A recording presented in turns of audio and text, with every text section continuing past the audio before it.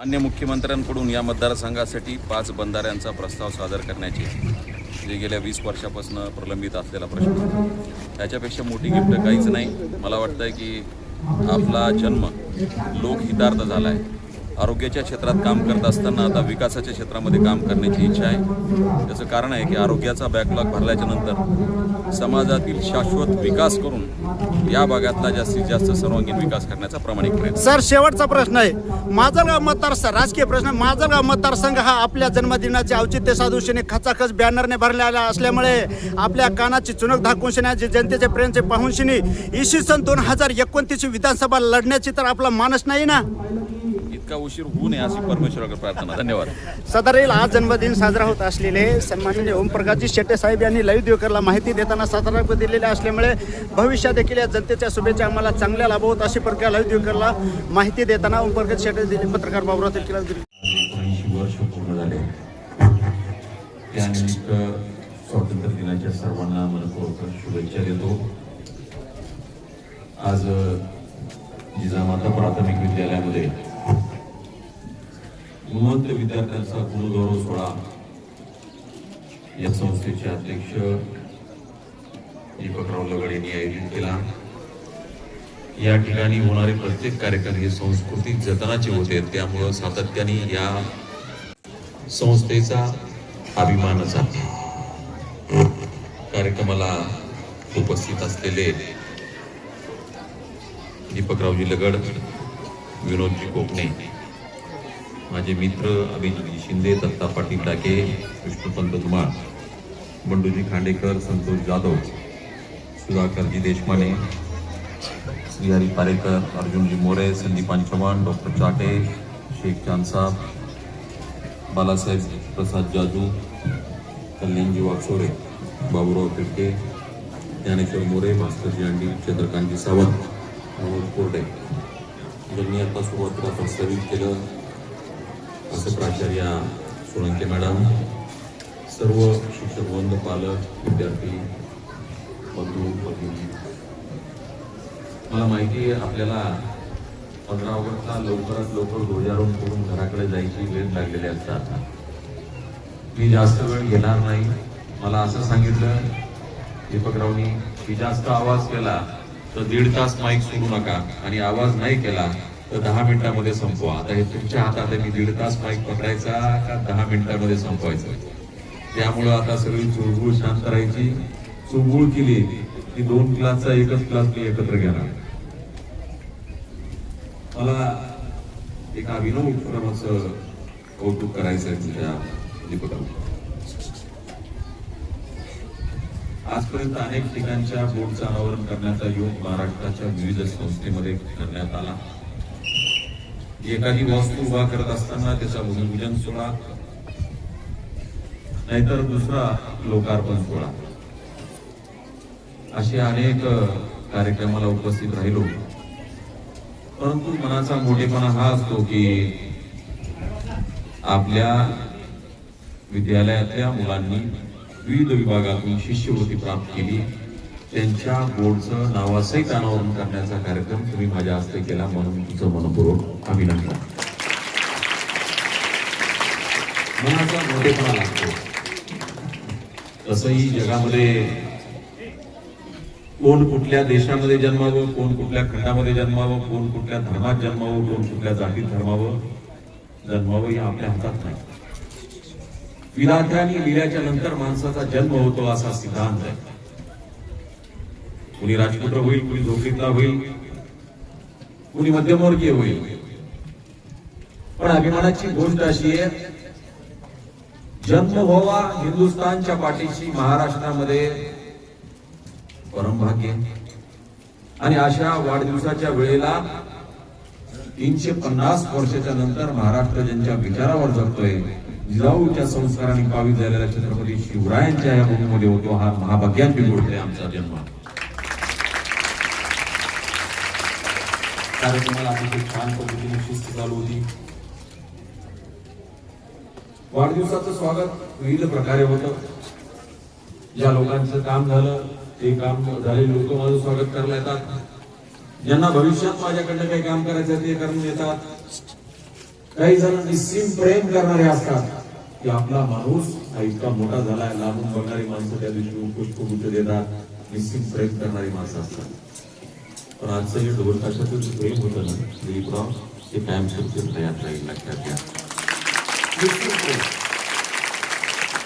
मैत्री पक्षाच्या पलीकडे असावी, धर्माच्या पलीकडे असावी, जातीच्या पलीकडे असावी. त्याचं कारण मी सांगतो.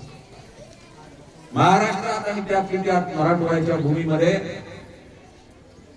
बीड जिल्हा अनावधानाने विनाकारण बदनाम करण्याचं काम लोक करतात. महाराष्ट्रात अनेक ठिकाणी कार्यक्रमाला जातो आणि ज्यावेळेस आमचं सूत्रसंचालन करणारा कुठलाही व्यक्ती हातामध्ये आमचा बायोडाटा घेतो आणि वाचतो आणि त्यावेळेस त्यांना वाटतं की त्यांचा जन्म बीड म्हणल्यानंतर थोडा वेळ पॉज घेतात. अरे बीड मध्ये नररत्नांची खाण आहे. मुंडे साहेब आहेत, मेटे साहेब आहेत, प्रमोद महाजन साहेब आहेत, बाबुरावजी आडसकर आहेत, स्वर्गीय केशवकाकू क्षीरसागर आहेत, SRT सारखं एवढं मोठं आंबेजोगाईला कॉलेज आहे आणि माजलगाव सारखा एक वेगळा भाग ज्यांनी संस्कृती आम्ही जपली. त्या माजलगाव मध्ये आमचा जन्म झाला. हे छाती ठोकपणे मी सांगतो. त्याचं कारण आहे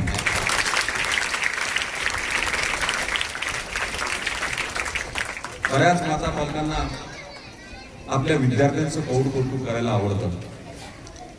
त्यांचं कौतुक बघण्यासाठी तिथे इथं आलेले असतात. त्यांना माहित असतं सत्कार हा औपचारिक असतो, पण या लहान लहान चिमुरड्यांचा ज्यावेळेस सत्कार केला जातो त्याचं रूपांतर भविष्याच्या सजग नागरिकांच्या सत्कार्यामध्ये होतो. हा त्याच्या पाठीमागचा उद्देश आहे. बऱ्याच मुलांचा सत्कार झाला नसेल. काही जण नैराश्यात असतात की आम्ही आता नीटचे पेपर झाले, 20-25 मुलांनी आत्महत्या केल्या. माझं स्पष्ट मत असतं एक ड्रेनेज असलं पाहिजे, त्यातून आउटलेट मधून सगळं काही बाहेर पडलं पाहिजे. एक सांगता सगळ्यात मोठं ड्रेनेज काय? रक्तातलं नात्यातलं सगळं ड्रेनेज. इथं पडणाऱ्या मर्यादा. अपयश येत असेल तर आईपाशी कसं व्यक्त करू, अपयश येत असेल तर त्या बापापाशी कसं व्यक्त होऊ. या उघड्या छताखाली शेतामध्ये राबतो आणि माझ्यासाठी पैसे पाठवतो.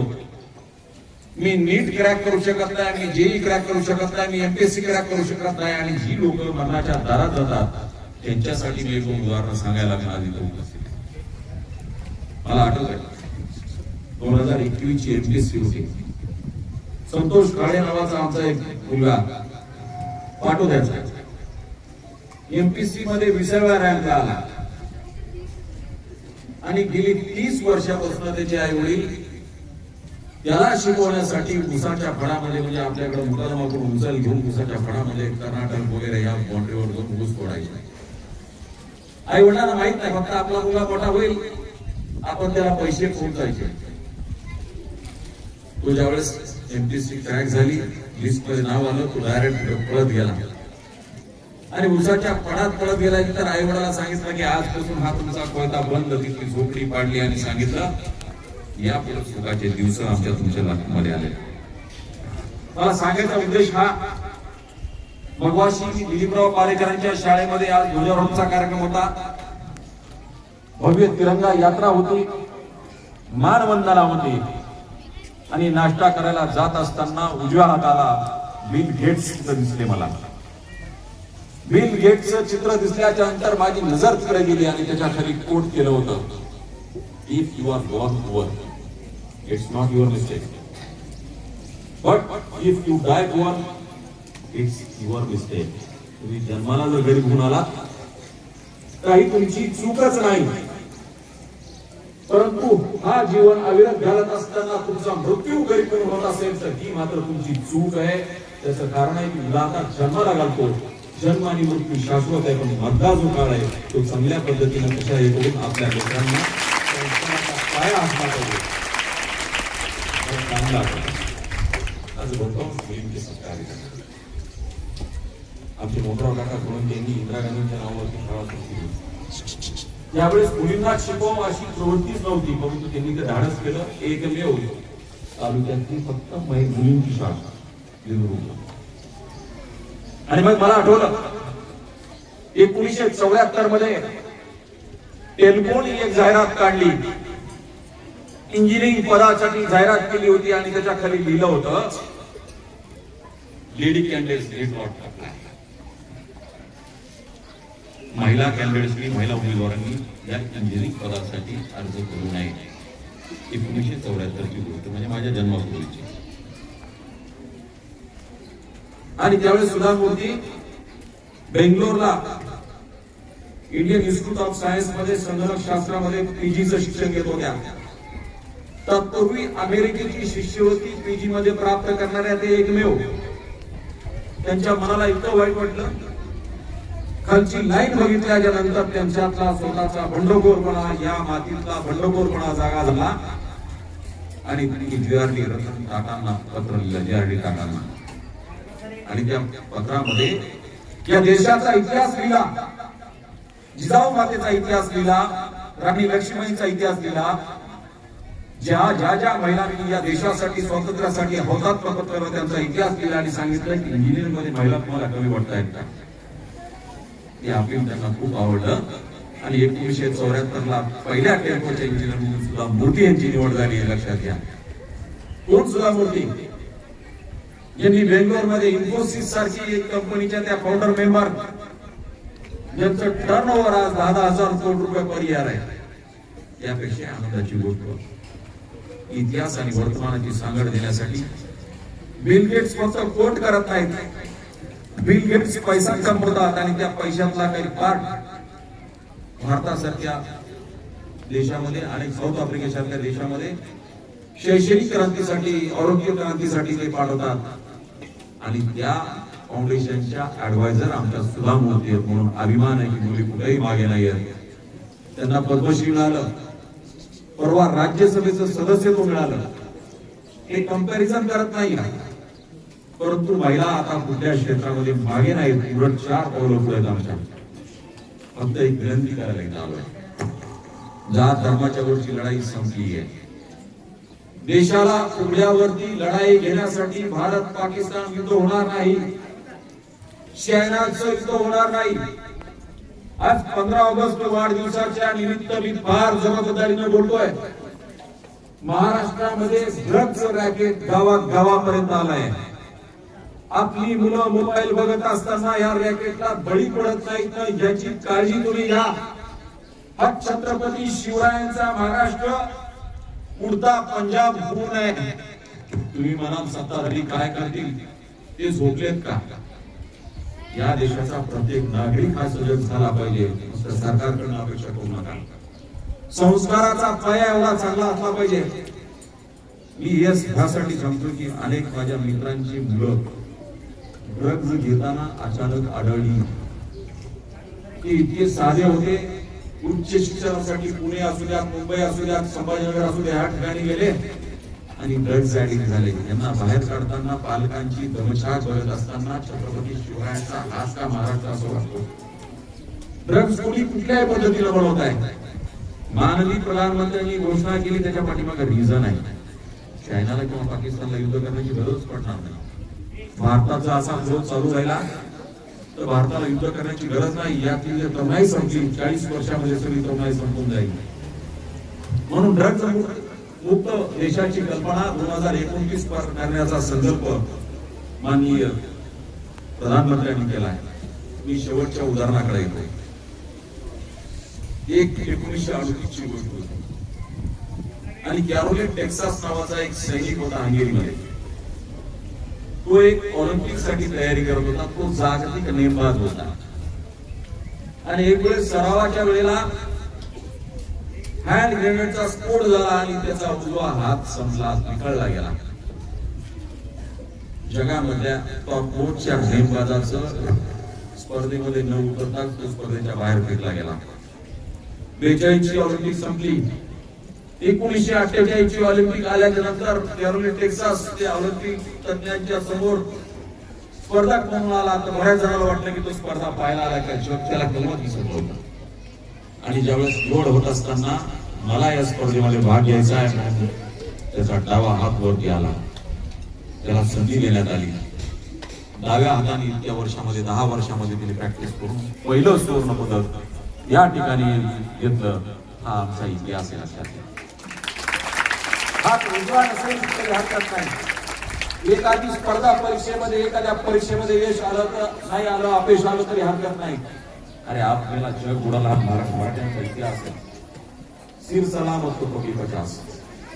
मार्कापेक्षा गुणवत्तेला प्राधान्य आहे.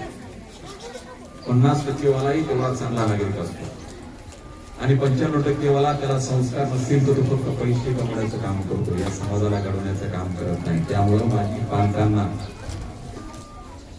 इथं पालक आहेत त्यांना विनंती करतो की मुलामुळे असं प्रेशर कुठलंच करू नका. त्यांना फ्रीडम देऊन टाका. त्याला शेतकरी व्हायचं, त्याला इंजिनियर व्हायचं, त्याला फार्मिस्ट व्हायचंय, त्याला नीट क्रॅक करायची, त्याला जेई क्रॅक करायची, त्याला शेतकरी व्हायचं, काय व्हायचं ते उद्या. मुलांवरती कुठलं प्रेशर करू नका. मी शेवटचं उदाहरण सांगतो. मी बाहेरचं उदाहरण सांगितलं. भारत आणि पाकिस्तानचं 1962 युद्ध झाल्याच्या नंतर मुरलीधर पेटकर नावाचा एक सैनिक होता. त्या युद्धामध्ये धडाडीने लढत होता. भारताने ते युद्ध जिंकलं. पण जखमी सैनिकांच्या यादीमध्ये मुरलीधर पेटकरांचं नाव आलं. 9 गोळ्या त्यांना लागल्या. 9 गोळ्या लागल्या. माणसं जिवंत राहत नाही. ते जिवंत राहिले